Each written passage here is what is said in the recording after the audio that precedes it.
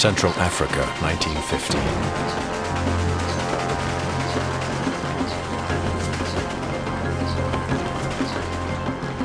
A small band of British soldiers marches through the jungle on a bizarre and secret mission.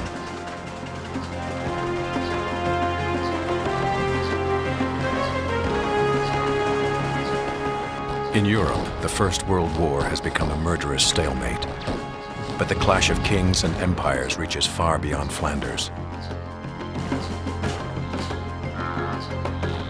to a pivotal naval battle for control of the Great Lakes of Africa.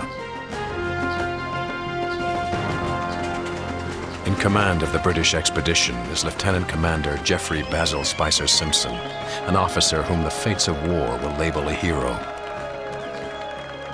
a madman, and a god.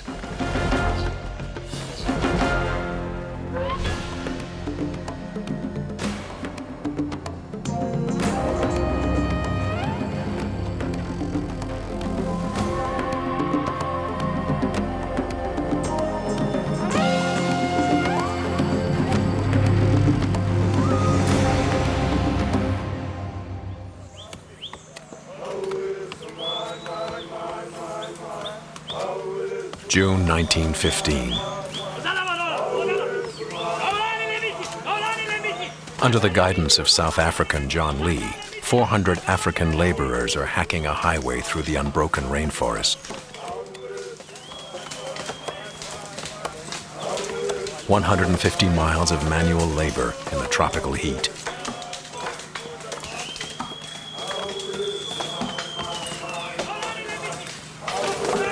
Lee's bush road leads across jungles, through swamps and over mountains to the Great Lakes of Africa. Tanganyika, Victoria, Nyassa. Two already are in British hands, but Tanganyika is the jewel of the German Empire.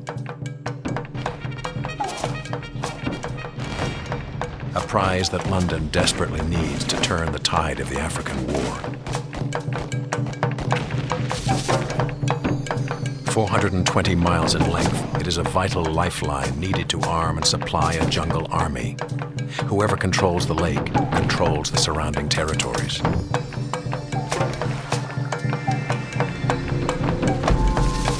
One man rules her waters. Captain Gustav Zimmer of the Imperial German Navy commands a powerful marine unit of 150 men. His fleet of 3 heavily armed gunboats has obliterated the puny armada of the Belgian Congo.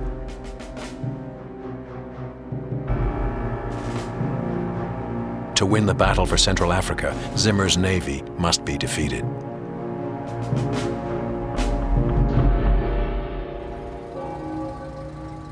Yet for the job of destroying him, the Royal Navy selects a former military surveyor who has never led a brigade into battle.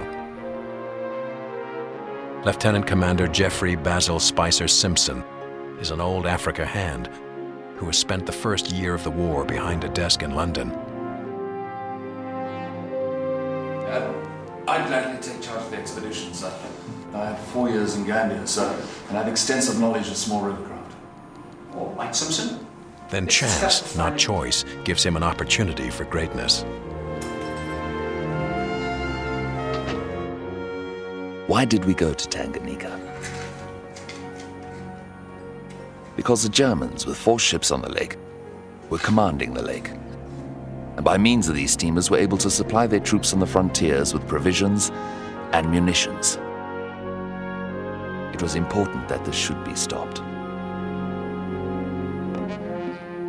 Spicer's orders are almost surreal. London wants him to tote his own toy navy from England to Central Africa. A pair of 40-foot motorboats to be dismantled and freighted to Cape Town.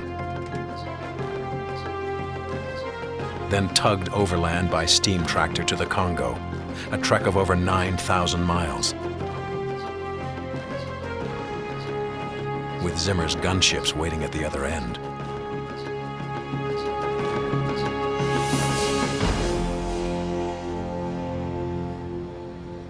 Spicer assembles the team. Well, gentlemen, here is our route. We'll be going Former architect of the Rhodesian Railway, Paddy Wainwright, is the chief engineer. through to Albertville. And our friends, the Germans. Tropical disease specialist Dr. Hother Hanschel will be the medical officer. And we have As a just casual friend of Spicer's, Dr. Hanschel knows Spicer is not your average leader.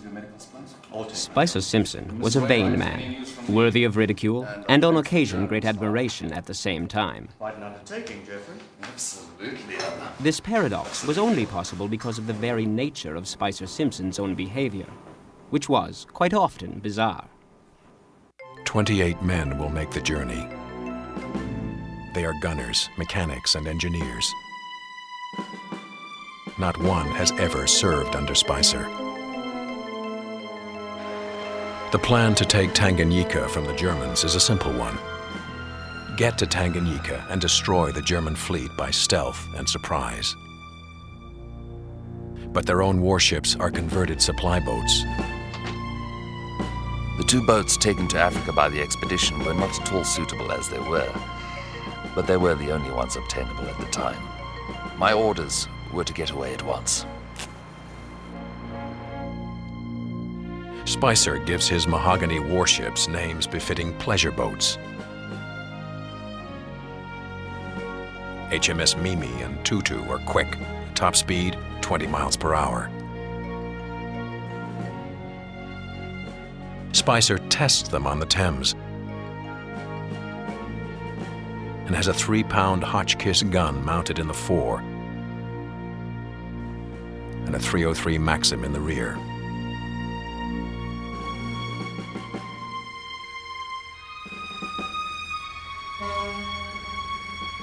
June 15, 1915, Stage 1. The Naval Africa Expedition leaves England on a 6,100-mile voyage for the Cape Colony.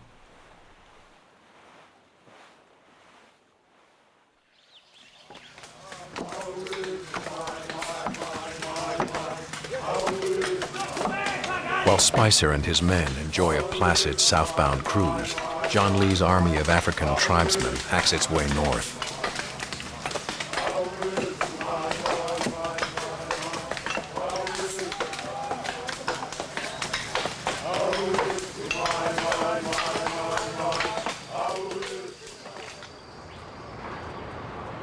By early July at Cape Town in British South Africa, the caravan transfers from ship to train.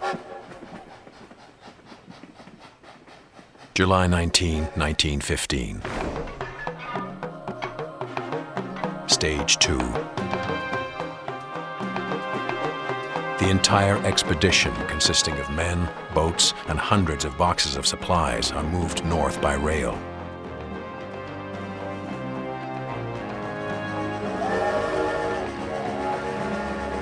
At Fungurumi in the Belgian Congo, they will meet up with Lee.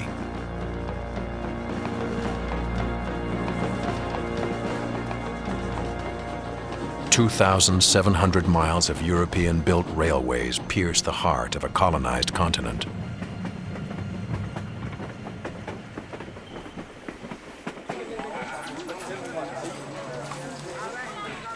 After 2 weeks, Spicer and his men reach the village of Fungurumi as expected. Morale is high.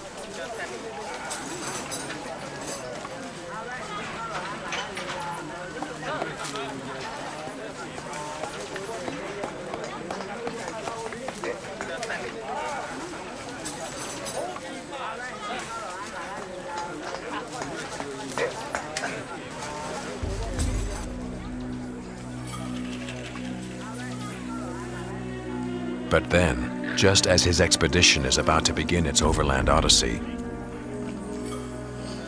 I'm sorry, I have to inform Spicer fires the man who blazed the trail. that you've become a breach to the security of the expedition. That is completely false and completely wrong. Return to Cape Town, report to the Lords of Admiral. He dismisses John Lee and offers no explanation to his men. Doe dat, jou dom Engelse bliksem. He alone will lead his men across the burning plains. into a jungle few Europeans have crossed since the days of Stanley and Livingstone.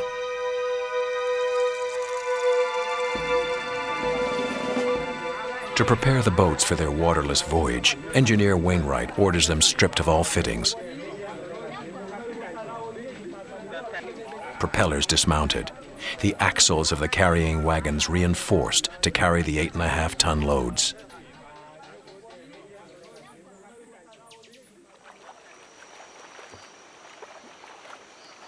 While final preparations are being made, a critical member of the team arrives by a rather odd means.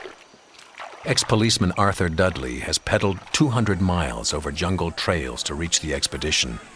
His role, to organize and lead the African laborers transporting the supplies. With the rifles when I heard you chaps needed some help. Arthur Hanschel, good to have you on board. Dudley was Royal Navy Reserve. He'd served in the Boer War. Now he was fooling about in Rhodesia doing transport work. But he was capable. Just the sort of fellow for that. Just enough sea knowledge and just enough military training to manage well. Another 20 miles.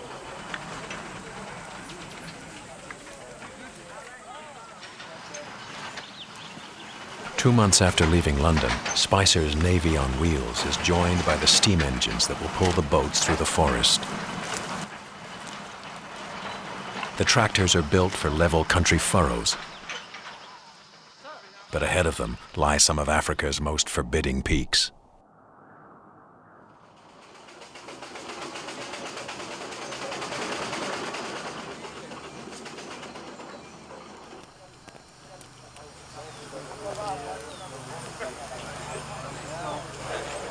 Yes, these wheels will hold. You're going to be a little on the low side, but we're going to do our best. How are the men, over? Pretty good, sir, pretty good. But Jeffrey, there's one thing I wanted to mention to you. Traction engine is taking an awful lot of water. An awful lot of water. I don't think we're going to have quite enough for the men's quarter day. When you say how much water? But this strange caravan is being shadowed by Zimmer's African spies. Herr Hauptmann, wir haben neue Informationen von der... We knew that the English intended to challenge our supremacy of the lake. We also knew that the Belgians were building a boat. Where they were building or wanted to build was unknown.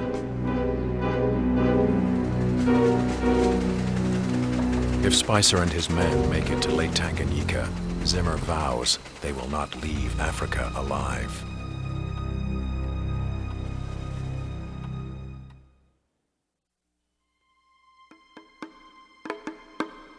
August 18, 1915. Stage 3. 150 miles of some of the least forgiving terrain on Earth await the British troopers. A wild land of disease and sudden death.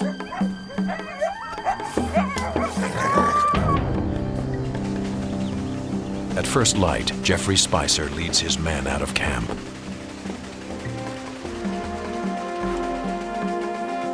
There were no roads such as we call roads in this country. And except for about 25 miles, the whole route ran through thick African forest.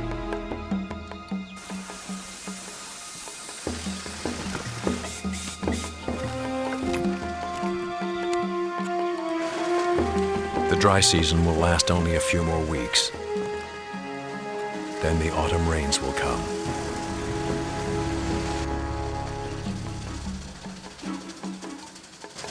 If mud swallows the tractors, Spicer's mission and his only shot at glory will be over before it begins. The steam tractors are in the lead, each hauling one of Spicer's little ships and 10 tons of wood for the insatiable engines. 400 Africans, men and women, carry water, food, ammunition, medicine. A procession that stretches for nearly 2 miles.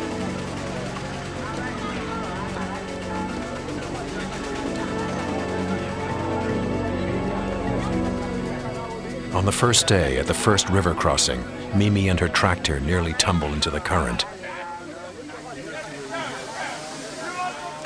It is the first test of Spicer's leadership.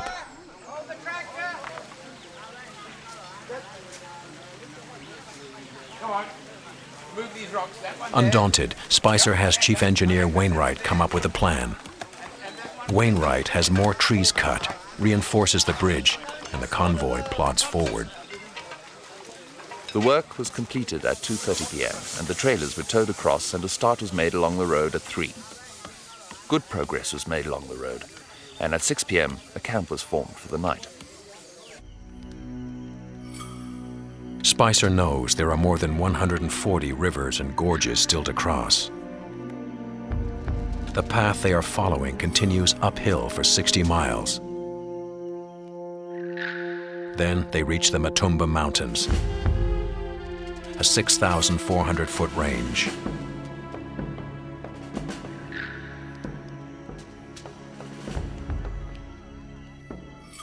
Day by day, mile by mile, the former desk officer grows more confident, his boasts more outrageous.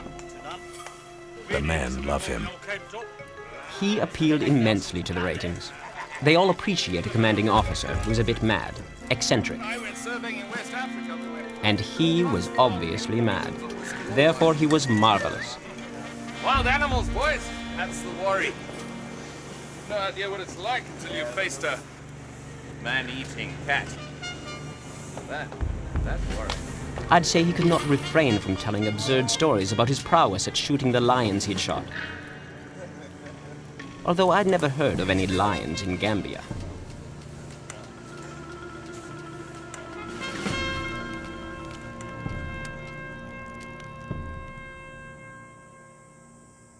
The caravan survives on the skill of his African hunters,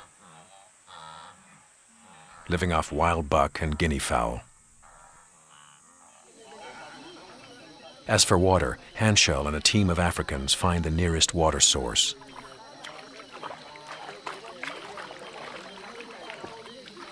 Much of the water is for the steam tractors. The rest is filtered, boiled, then filtered twice more, and used for tea, cooking, and the next day's water rations.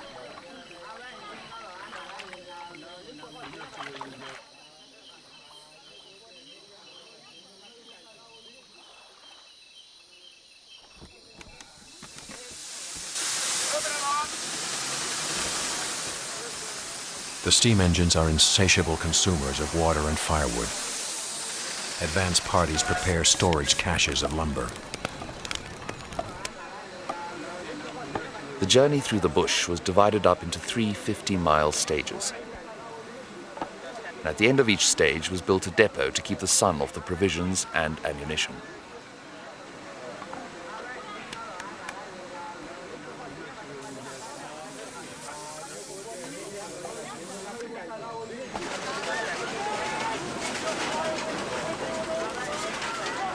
The Englishmen, many of them new to Africa, fear lions and crocodiles.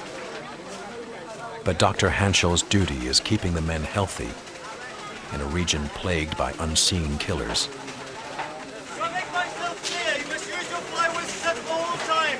We cannot afford to be stunned. One very valuable thing was the paymaster. He began to get some boils on his shoulders, and out of the boils popped worms, big maggots rather.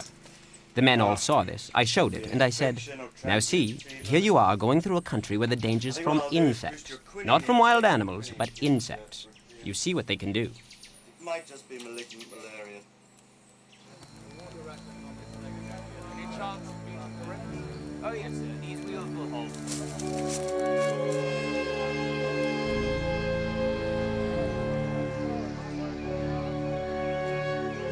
From the spies, crude telegraph lines convey fragments of news to Kapitan Zimmer. He believes that Spicer has come to help the Belgians build new warships at Lake Tanganyika. Around Lukuga and south of there by Calumet, there seemed to be only defensive building going on.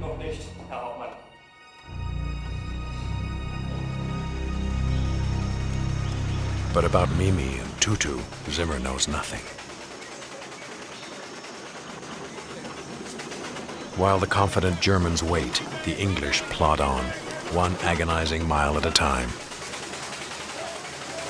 3¼ miles was the average for the boats. Occasionally we did rather more, and on one occasion we covered 14 3/4 miles. But there were many days when we were lucky if we did 1.5 miles. One day we did only 3/4 of a mile.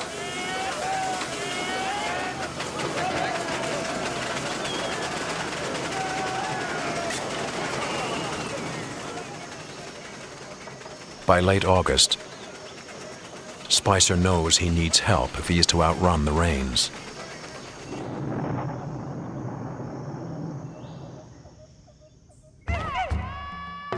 At a village called Mwenda Makosi, the British commandeer 42 oxen to help drag the boats up the Matumba range.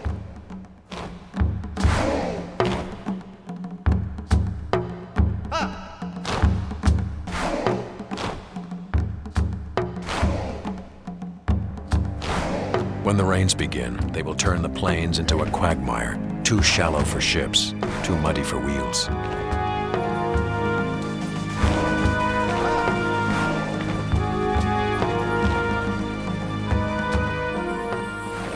Until then, heat is the deadliest enemy. The thirst for water is unquenchable. Water for the engines, water for the oxen, a few cupfuls a day for the men.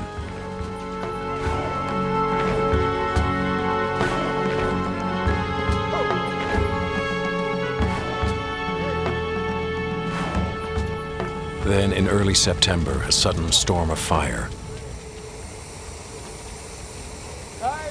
Spicer has his men create a fire break. Looks like we've got a bushfire, man! Right, Peters, get to it, you know the drill! He then orders that his precious mahogany boats be protected from flying embers.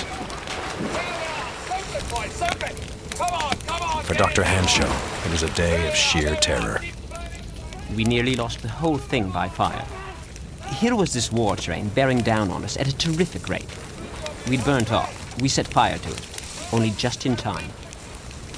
Just in time, we moved the guns, the wagons, and everything onto the burnt place, and the thing stopped. It was so damn near it came.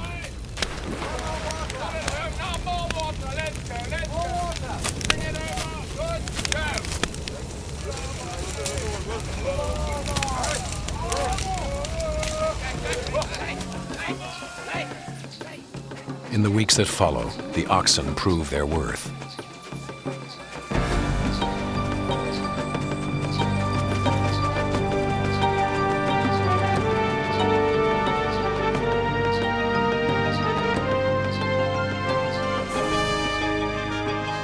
The top of the plateau was reached on September the 8th, 1915, and this was a very triumphant moment for the expedition, for there were some who had said it was impossible to get there. Our difficulties were by no means at an end, for on the downward trek from this point to Sankisia, there was some risky work to be done in lowering the boats down the sharp spurs of the mountain. They are still weeks away from the combat zone.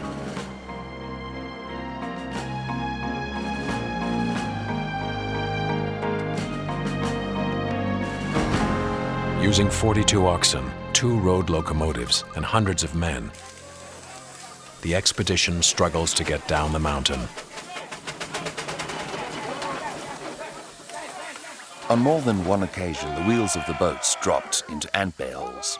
The only way to get out was to fill up the hole with logs, gradually jacking the boat up until it reached the level. It was only by good luck that they received no damage.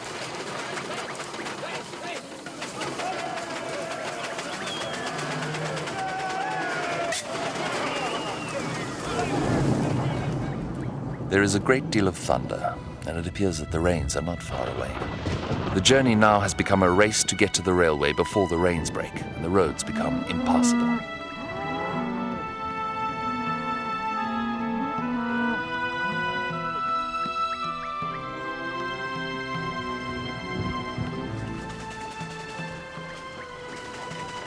Finally, the land is level, but the dangers remain deadly. This is the country of the tsetse fly, carrier of the sleeping sickness that kills both men and beasts. Villages are nearly deserted, the ghost towns of Central Africa.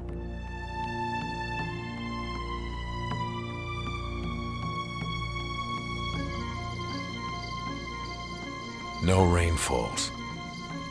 This is a dreadful blessing. Drought scorches the plains. At one point, the traction engines came to a standstill for want of water, and the members of the expedition were getting only half a pint a day. Lieutenant Commander Spicer offers local women a bolt of colored cloth if they will trek 8 miles to the nearest well.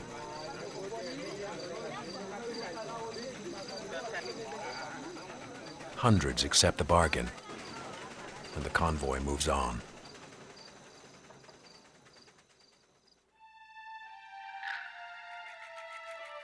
For the first time since he tested them on the Thames, Geoffrey Spicer's 2-boat flotilla reaches water deep enough to sail upon.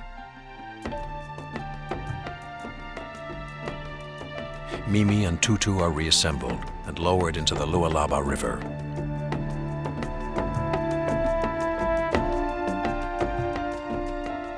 October 1, 1915. Stage 4.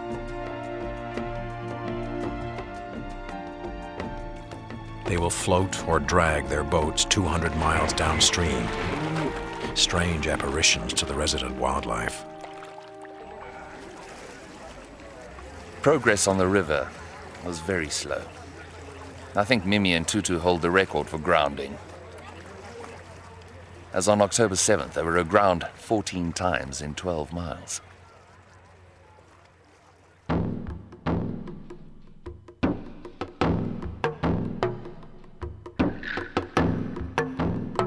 Even on water, Spicer's flotilla manages barely 10 miles a day. Then at the rail depot at Caballo, Mimi and Tutu must be packaged safely for another journey by rail.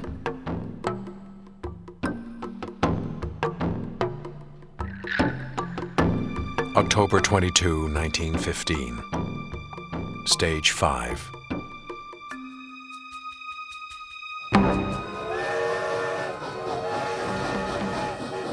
The final phase of the long odyssey. 173 miles across precarious trestles and crumbling bridges to the Belgian shores of Lake Tanganyika.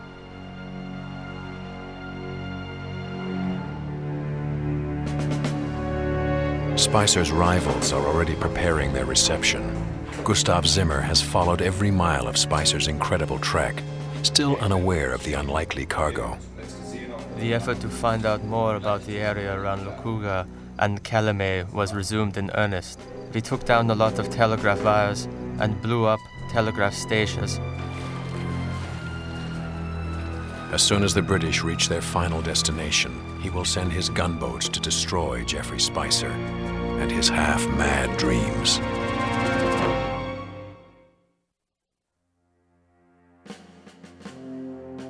October 28, 1915. After 4 months and over 9,000 miles of travel, the unlikely odyssey of Lieutenant Commander Geoffrey Spicer reaches the blue heart of Africa, Lake Tanganyika. Finally, he has reached his battleground. At Calumet, on the western shoreline, a defensive network of guns, troop quarters, and shipbuilding facilities guards the back door of the Belgian Congo. Why don't you go next door, man? Totally suited, you know. For their British allies, the Belgians have prepared simple dwellings. Spicer claims the largest to be his headquarters and hoists the banner of the Royal Navy, an emblem of his growing lust for power. Gentlemen! The King! Jolly good.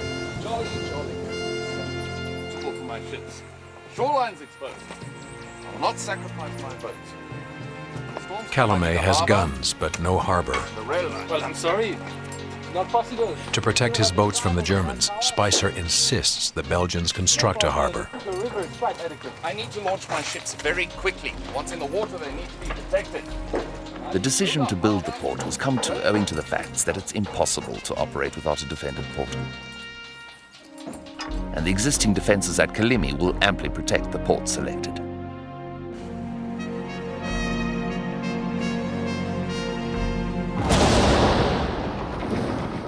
Hundreds of tons of rock are blasted and positioned into the crocodile-infested waters to create an arced jetty.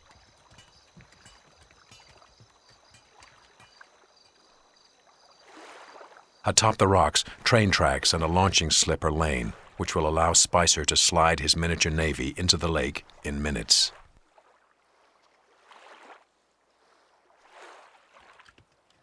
While the jetty is taking shape, the Belgians give Spicer the details of the 3 German ships he must destroy. The smallest German vessel is the Kingani. At 55 feet long and 12 feet wide, she is far larger and better armed than Mimi or Tutu. Her compatriot, the Hedwig von Wissmann, is even larger, but slower. Carrying 2 powerful guns and a crew of 22 sailors, she has room for 200 extra troops.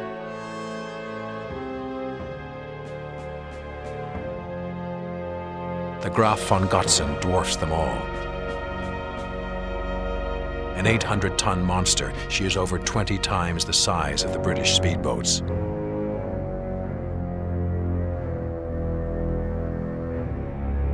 Her massive guns can blast Spicer's boats to oblivion with one shell. The little British boats are seriously outmanned, outgunned, and outsized. To tilt the balance of power, Spicer plots a surprise attack to capture the Kingani.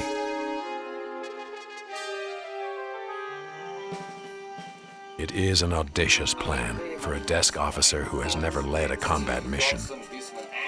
I think our only choice is an ambush. Sometimes the Germans anchor themselves here at Tuvalu Island. Perhaps what we lack in size, we gain in speed.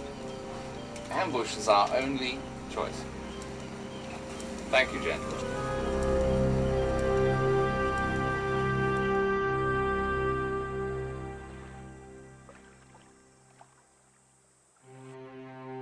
Across the lake, Gustav Zimmer plans his own strategy of strength. We learned from intercepted Belgian telegram communications that they were looking for a building location. As soon as it was practical, the reconnaissance work began.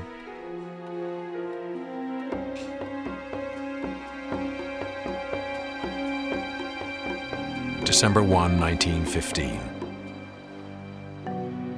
German Lieutenants Walter Rosenthal and Job Odebrecht embark on a stealthy mission of reconnaissance.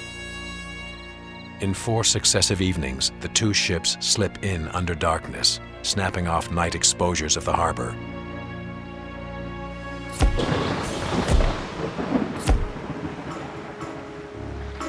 The next evening, Lieutenant Rosenthal risks his life in a daring solo mission. He wanted to swim ashore to find out more about the dry dock and the building of the new ship. Despite the danger of crashing waves and crocodiles, he reached the dry dock, took notice of 2 boats, then swam back to the designated meeting place.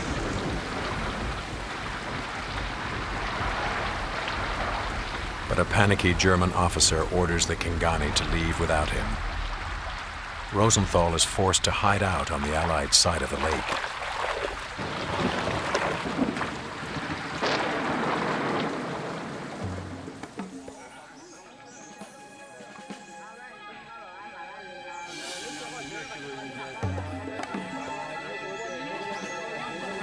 At daybreak, abandoned in enemy waters, Rosenthal is taken prisoner.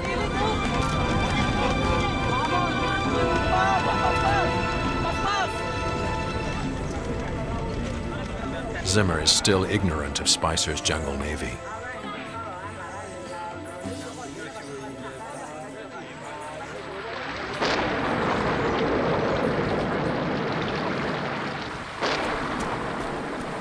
Mid-December, the rains come.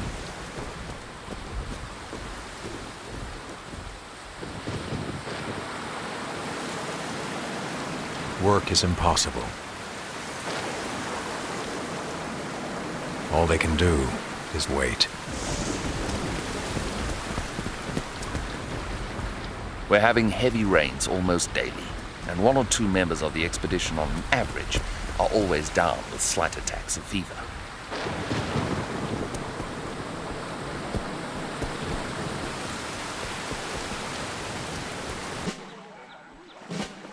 On December 23, Spicer decides it is time to go to war. Careful, careful. Careful, Mandili. Take that one. Far from his desk in London, Africa has freed Spicer's spirit. His battle dress reflects his liberation.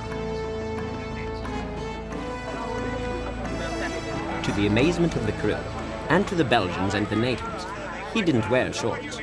He wore a tiny little khaki skirt with pleats in it. Spicer and Britain need allies. The men of the Baholo Holo nation see the eccentric white man as a natural chief.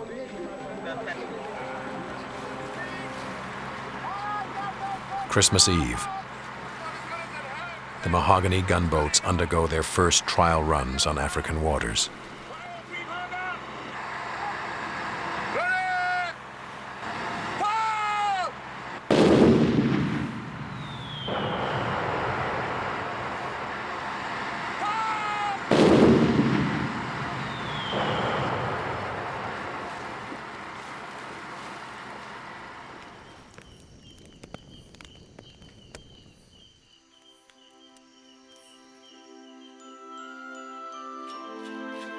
On Christmas Day, we took a rest.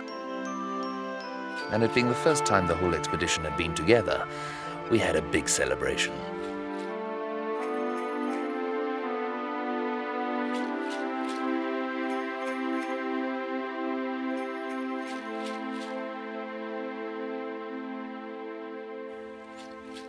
December 26, 1915. The Germans come to fight. Spicer is reading prayers when an enemy ship is sighted.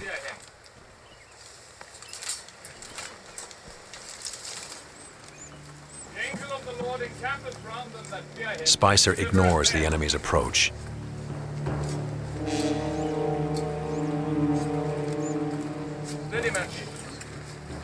He alone will decide when his private war will commence. I finished prayers and then sent the hands off to get ready. Chief Petty Officer, prepare the launches for immediate action. Stop. Division! Dawn, helmets! Dismiss!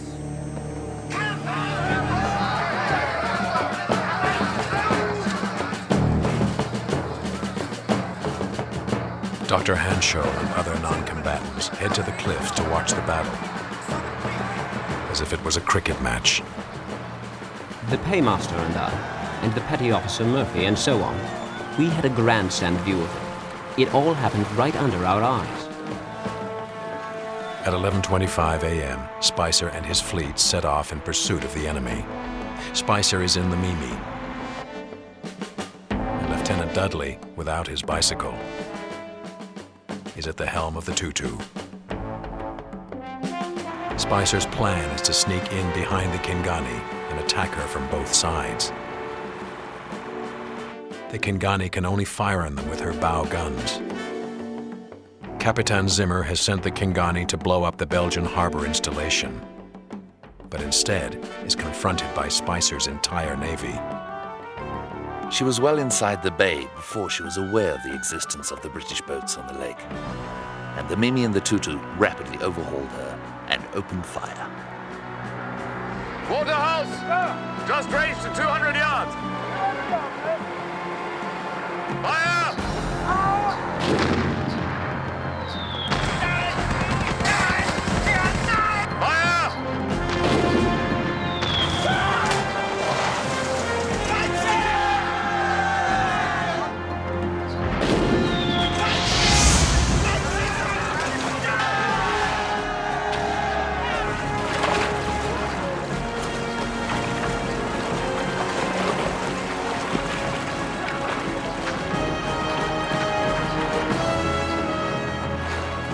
An early shot from one of our guns carried away her mast, and she got several hits below the waterline.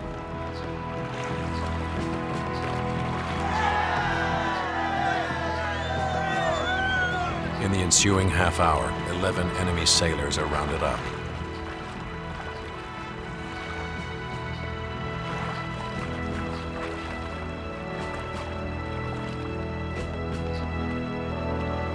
Lieutenant Dudley takes control of the captured Kingani and brings her and the captured survivors back to base.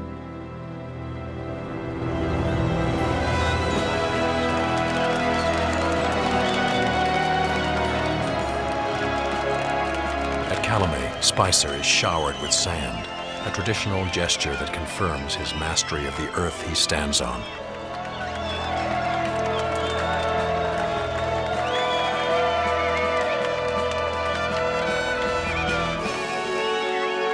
Three German sailors are buried with military dignity. The British have suffered no casualties.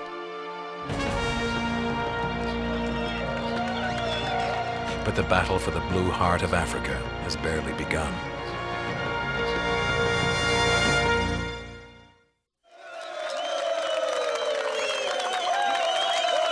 In London, he was ignored, but at Lake Tanganyika, Geoffrey Spicer is hailed as a hero for his brilliant ambush of the Kingani.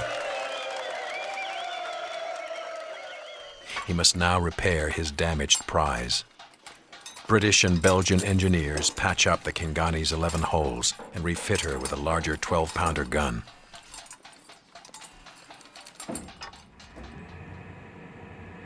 When they are finished, Spicer rechristens the German gunboat as if she were a French poodle, naming her HMS Fifi.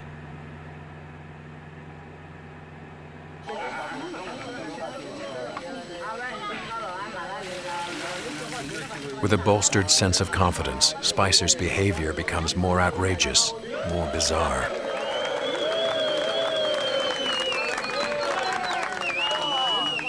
Twice a week, he performs a ceremonial public bath, complete with cigarettes and vermouth.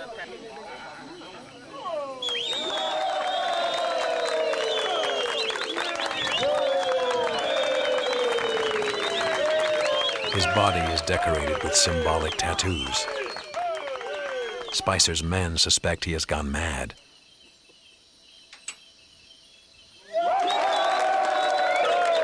But the Baholo Holo warriors understand the white man's message. They call him Bwana Chifungatumbo, Lord of the Loincloth.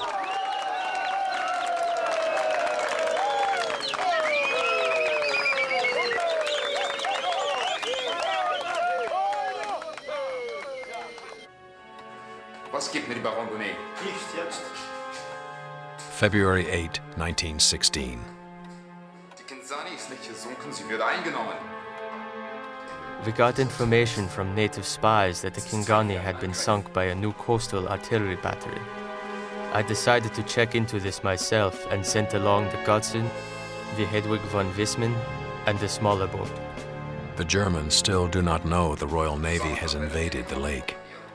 The Hedwig von Wissmann was to get to the Belgian coast in the early morning and inquire about the position from friendly spies, then head back to Cape Kongwe, where she would meet with the Godson at around noon on February 9th. Then together, Zimmer and Odebrecht will attack the harbor. Genau.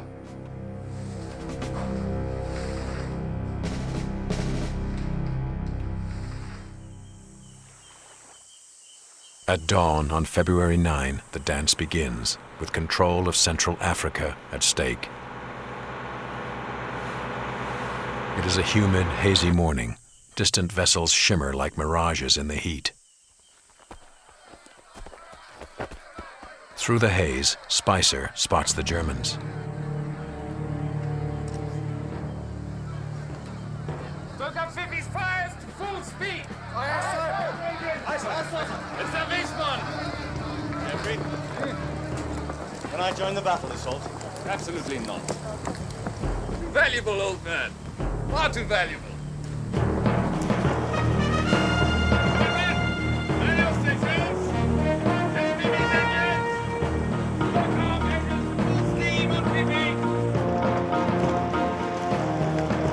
Spicer leads the attack in his new flagship, the Fifi.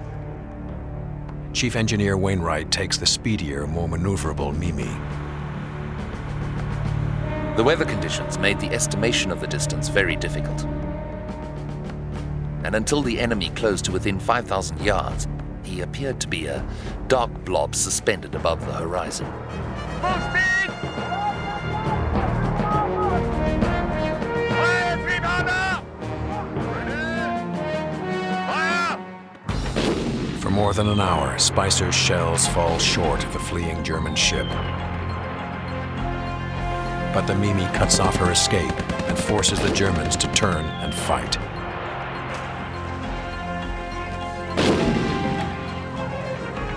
As if protected from death by his magic tattoos, the Lord of the Loincloth refuses to take cover.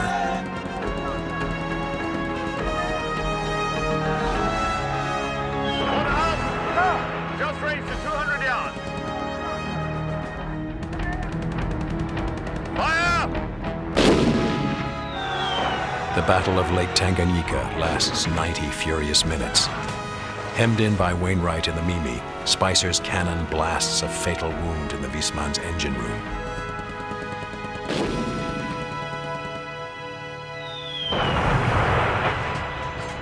In a few minutes, the Hedwig von Wisman burst into flames, and finally she upended and went down.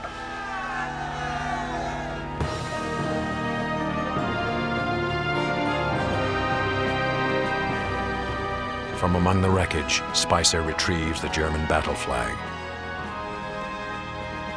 The first enemy banner captured in combat anywhere in the most deadly war in human history. 21 Germans survive the explosion. 7 others are killed. Again, there is not a single British casualty.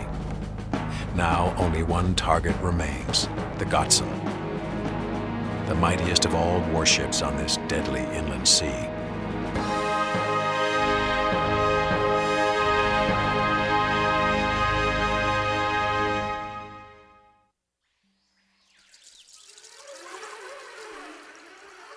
To the Baholoholo people, the sinking of the Wisman confirms Geoffrey Spicer's status as an indestructible warrior.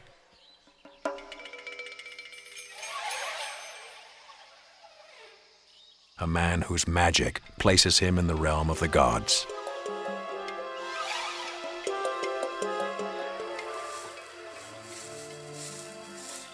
Come on, Doctor. What the hell are you talking about, Rupert? For miles, up and down the lake, elaborate clay fetishes are shaped in Spicer's image. Leave him in there. Spice! And clay and wood images grew up all around the place. The helmet and the beard and the jupe and the bare arms with scratches on it to make the tattooing. He was the great Bwana Ikuba. At the peak of his powers, Spicer is told that his war against Zimmer is over. The Allies will import a new weapon, aeroplanes, to destroy the Gotsen from the sky. June 1916. Allied seaplanes launch a barrage of bombings on Kigoma. Zimmer decides to scuttle his flagship. It was hard for us to blow up our last ships, but they could not be allowed to fall into enemy hands, for they would have construed it as a kind of victory. We conceded to the stronger force, but our willingness to serve and our enthusiasm was not broken. Germany's dreams of an African empire are shattered, thwarted by an unlikely hero and his jungle navy.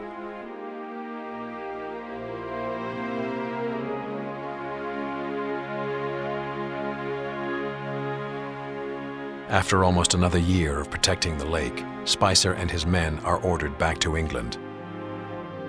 His warships left behind.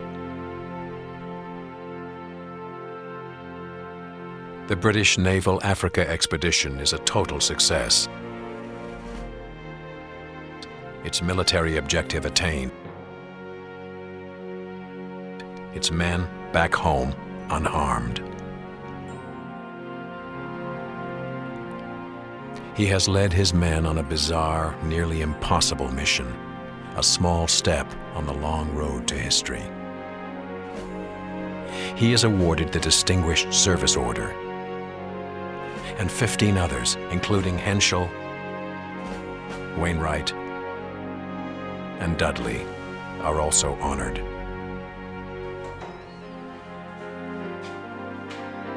After the awards and the ceremonies, the Lord of the Loincloth returns to the same desk he left in 1915.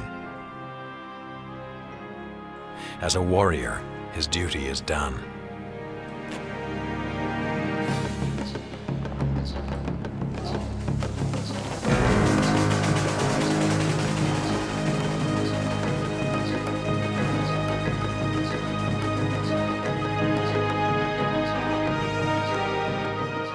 The expedition was the smallest ever sent out, there being only 28 men all told.